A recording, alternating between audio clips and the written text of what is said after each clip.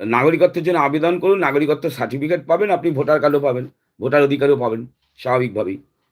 কিন্তু এই তৃণমূলের পঞ্চায়েত প্রধান শ্রাবন্তী মণ্ডল, যিনি বাংলাদেশ থেকে এসেই পূর্ব বর্ধমানের পূর্ব বর্ধমান জেলার হাটনা কালনা পঞ্চায়েতের প্রধান হয়ে গেলেন। আর যারা ঘাম রক্ত ঝরিয়ে তৃণমূলটা করলেন এই পূর্ব বর্ধমান জেলায়, এই হাটকালনা পঞ্চায়েতে তারা আঙুল চুষছেন।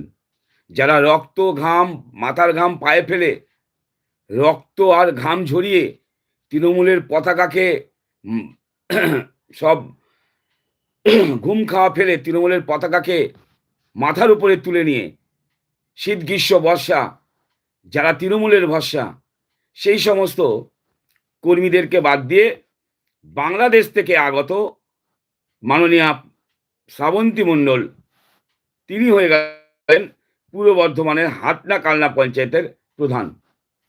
সত্যি এ রাজ্যে কিনা সম্ভব? শুধু তাই নয়,